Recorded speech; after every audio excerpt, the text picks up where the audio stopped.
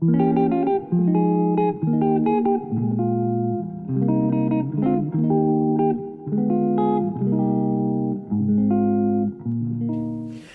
viewers, welcome to your show, my show, our show, the Digging Deep Show, and thank you for tuning in this day of the week. I know we are having loads of activities, it's summertime, but if you have chosen us, we can never take it for granted. So thank you so much. Probably you're watching us on from the iPad, iPhone, everything. You know, when you grew up, we didn't have much of the eyes. We only had the eyeshadow, but thank God for the eyes. And with us today in the studios, we have an international speaker, a philosopher, an activist, a social entrepreneur, founder and chief executive officer for Positive Runway. Welcome, Auntie Justina. Thank you very much, Kudzie. I'm very flattered. In fact, I'm humbled that you invited me to come and have a chat with you on your prestigious platform. And I must commend you for starting this media outlet for people from Southern and Eastern Africa who are normally left behind while others soldier on. Thank you. Apart from the introduction, or apart from the few I have just said to the viewers, is there anything you need to add on for people to know you? There's so much, you know, if there's anything that a woman can be, if there's just one thing that any woman can be, it is many things. Women are masters of multitasking, so there are so many sides to me. As I sit here with you, I wear so many hats.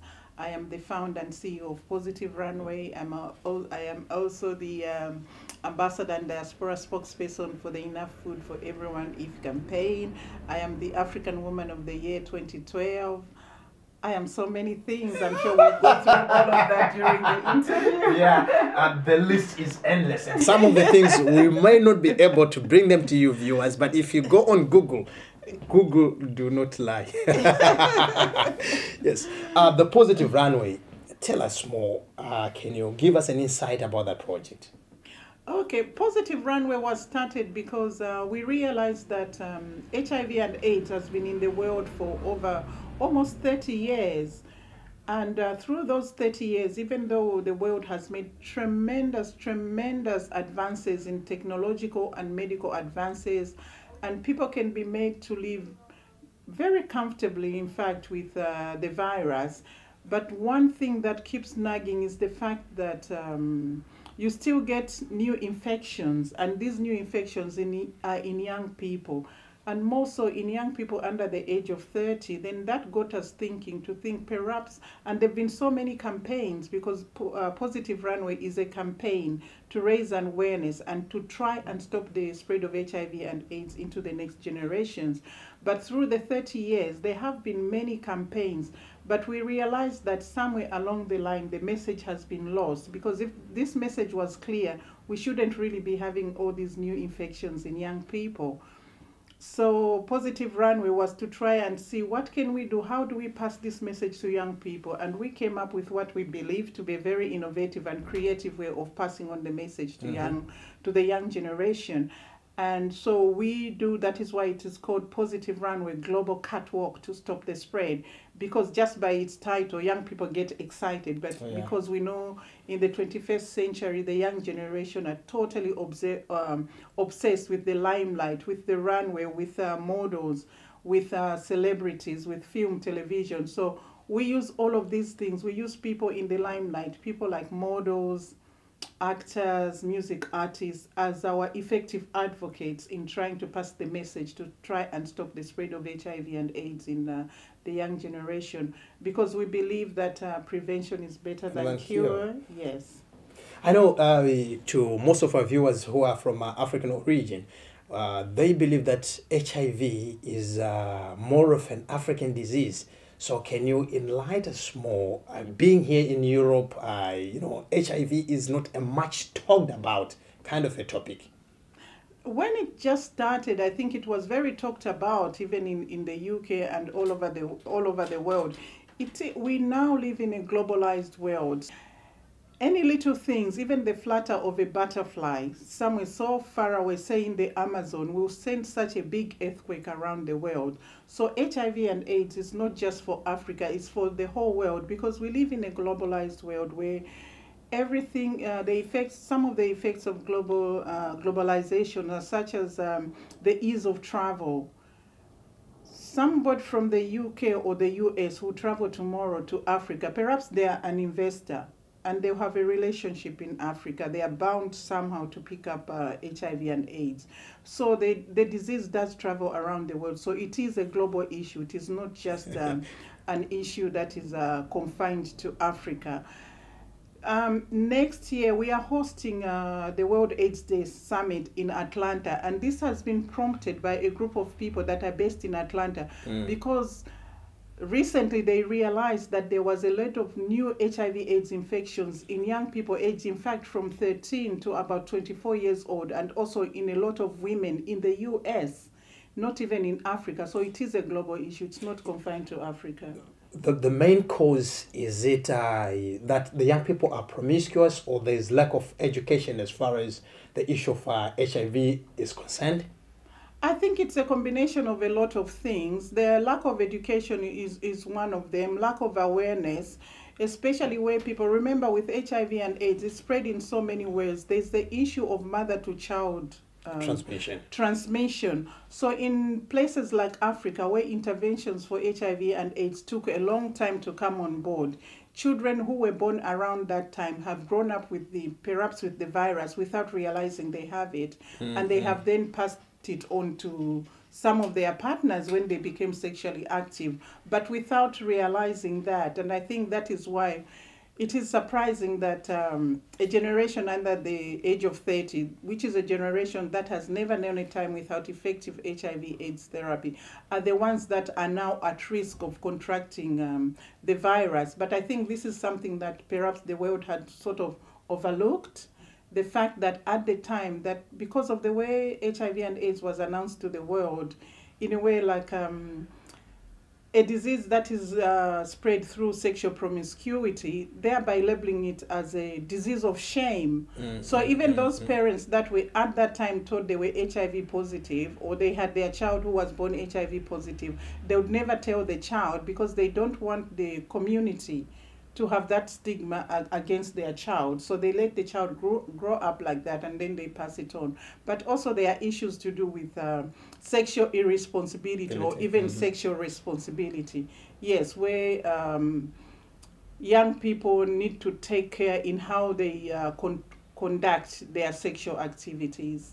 How far true is it that there is a rise of HIV/AIDS within the African, especially the African man, in the past 5 years or so? I do not have the statistics, but last year in 2012, we had the International World AIDS Day, the 19th International World AIDS Day in Washington, D.C., and that event was attended by very high-profile world personalities, people like Bill Clinton, Hillary Clinton, Bill Gates, a lot of heads of state from Africa and from around the world, people like Elton John, Whoopi Goldberg. Everybody was there to try and advocate for an AIDS-free world.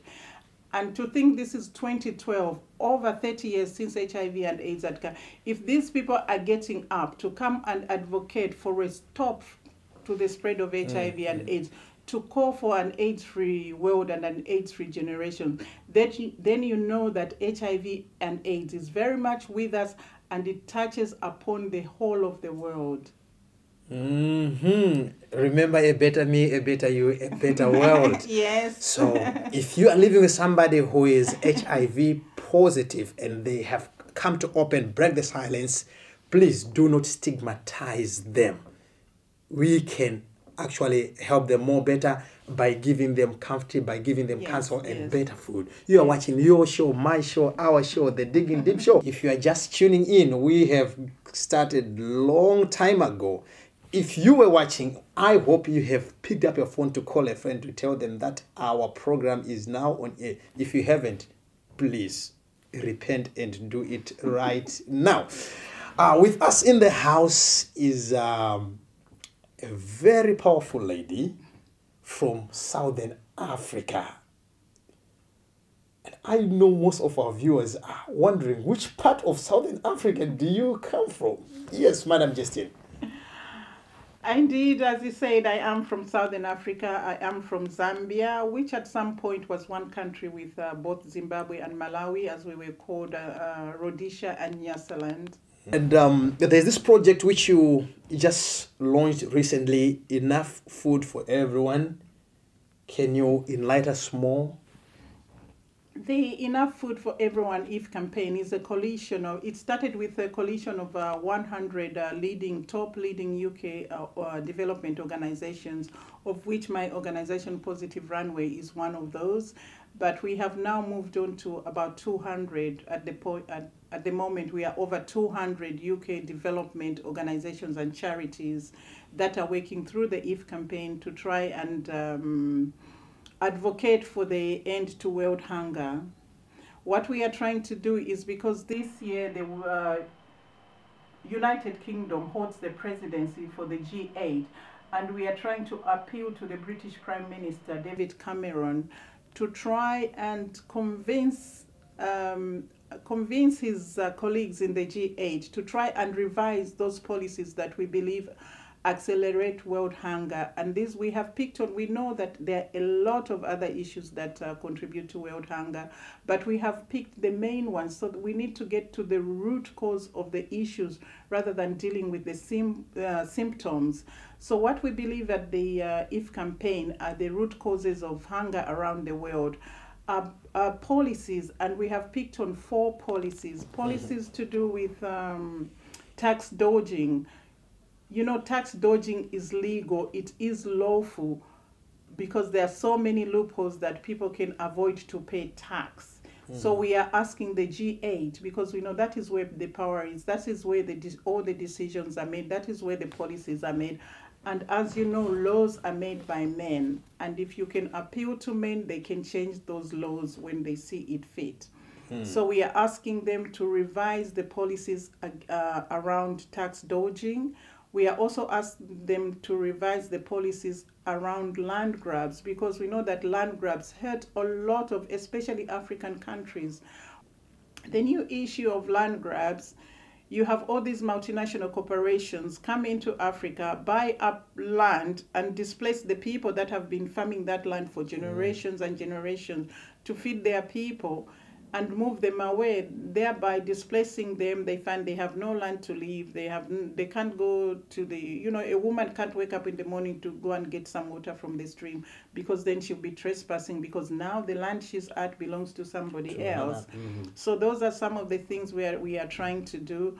And also as to do with aid. I know a lot of people sometimes think that we don't. Of course, if multinationals can pay their due tax, which is 3 or 4 times more than the aid that is given to us, then we do not need the aid, because the taxes would boost our economies, and we can use that to have enough food for our people to eat. But also, we still need the aid to help with humanitarian issues, especially when we have conflict. People need that kind of aid. We need aid to help with health and education and all of those things. And there's also the issue of transparency. That is the fourth policy that would like to be revised. At the moment, there's a lot of secrecy around how deals are done between governments and sometimes with multinational corporations, that you don't know what has been agreed in there. And these are some of the things that come back to land grabs, where you find suddenly your family has been moved off the land, you have been displaced, you've become refugees on your own land. So these are some of the things that we are talking about. We are trying to convince the G8 to try and look at these things and see whether we can make headways with that. And how do you see that benefiting Southern Africans, the Africans who are right here in United Kingdom?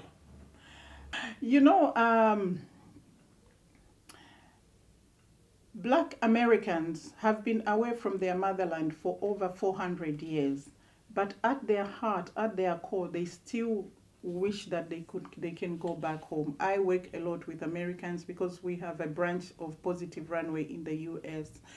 So whatever happens in Africa or benefits Africans in the diaspora.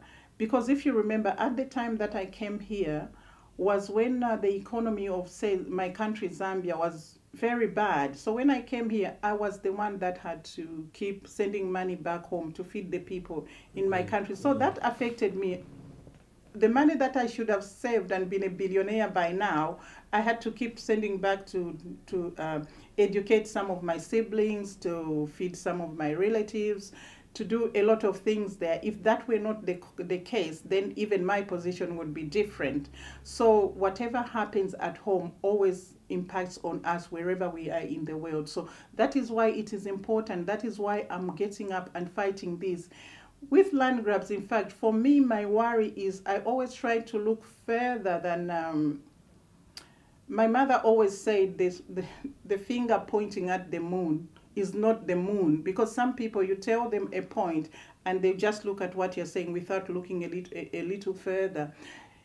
If we let the land grabs carry on at the rate that they are carrying on, in the end, we'll find that Africans have become slaves in their own country. Because what if you're going to be working on someone else's land, which used to be your land, and somebody's taking it off, and you're going back there employed, they can always decide how much they can pay you. At some point, they will decide not to pay you, you will work just so you can have something to eat, or just so you can survive. So this is our fight. It's for us, all of us Africans in the diaspora, to get up and fight through the IF campaign and see how we can stop the land grabs, we can stop the tax dodging. Like I said, the tax dodging, for example, in my country, Zambia, we have, I think we have the #1 copper mine in the world. We are second to Chile. And you find that we have all these investors that have come to work in the copper mines. At the end of the day, even though we give them tax breaks, they will manipulate the accounts and also run away with the tax that they should pay to us through the tax dodging loopholes. But African Women of the Year 2012, most of our viewers, when we said you were coming here, they wanted to know more about that award and the other things which you have done for you to scoop the award. Well, to start with the award, I was very surprised that I got that award, because some of the people that were nominated or within those awards, we had people like the new president of Malawi, Joyce Banda, then Zimbabwe, Thokozani Kupe, and I think the deputy governor. They were very high-profile world personalities nominated within those awards, and I was very surprised that I got that award. But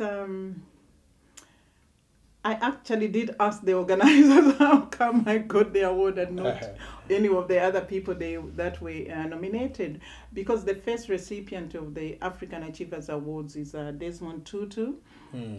But also, with all due credit, both the Malawian president and the Deputy Prime Minister of Zimbabwe did get some other awards, only they didn't get the African Woman of the Year award, which I got. So I was told that the organizer did look at some of the things that I have done with my activities through Positive Runway. I have a PR company called Peripheral Promotions, and also the Miss Zambia-UK beauty pageant, and loads of other things that I have done. Positive Runway at the moment has presence in over 150 countries around the world, and we work to try and stop the spread of, not just the spread of HIV and AIDS, which was the initial intention, but we also try and stop any other anything that has a negative impact on today's young generation and society at large. For example, we are now working with the IF campaign, where we are trying to stop world hunger, but we also work, I sit on the board of the International Peace Program with American boxing legend Evander Holyfield. This is to stop the spread of gun and knife violence on the streets. We also try to stop things like child trafficking. So anything that is negative, we try to stop that through my organization, Positive Runway. And I was told I was given the award because while other people have got the system backing them because they have been in government, I do this on my own. I stand on my own ground and try and to utilize whatever resources I can come across to do what I need to do. With the help of the Almighty God, yes. Without the backing of any political party. No. You did it. We have seen you at number 10 at the Prime Minister's homestead. Some of us who have been on your Facebook and they're wondering, what is she doing at number 10?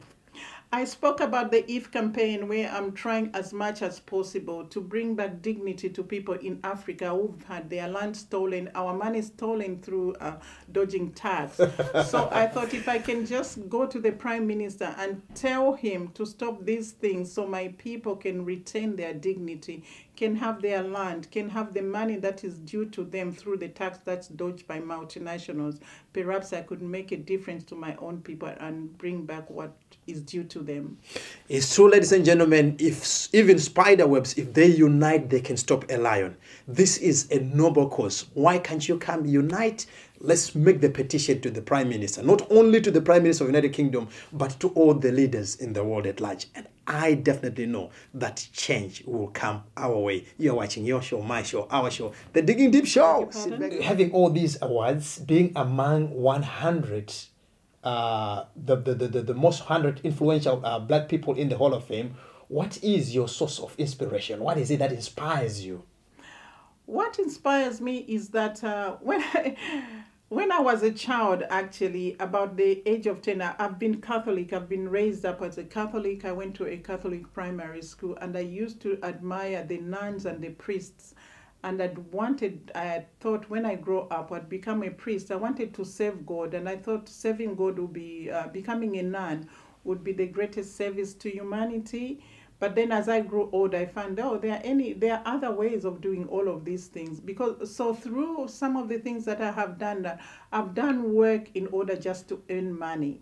But now I'm doing work that is my passion, with the motivation that comes directly from my heart. I'm actually living my childhood dream in the things that I do with Positive Runway, with the If campaign, with all of these things, fighting all of these causes without becoming a nun. But I believe that I am serving God, and at the same time I am serving humanity. Ladies and gentlemen, borrow a leaf from our dear sister here. Final words to our viewers who are just watching the show right now. Thank you very much for watching the show and for helping Kudzie and his team, because we need this. We need you. Without viewers, this wouldn't be a show. So we need you viewers to boost this. And Kudzie and his team are doing the best that they can to bring out Southern voices from Southern Africa that need to be heard around the world, to flag out and highlight what each and every person has been doing. And that is very good. Another thing I'd just like to say is that we have a lot of problems in the world, but this is because we've had the education age where we have learned to calculate, to do arithmetic or mathematics, and to understand science and all of these things. A lot of facts that we have kept in our heads, and then we've moved on to the technology age. I think now humanity needs to move to the next level that we believe that we are all one, where we can all live happily in harmony with one another. If we can all think in that way, then the world will be a better place to live in. What more shall I say to our viewers, apart from saying thank you so much for giving us your precious possession, which is your time. You make us strong. And to our sponsors, thank you so much for supporting and sponsoring this program. May the good Lord keep on blessing you as you support us. Time permitting, God willing, we'll be right back next week. Same channel, same time. You're watching your show, my show, our show, The Digging Deep Show. For me and the rest of the team, we are signing out. Till we meet again. Mwah! Kudzie is my name. God bless you.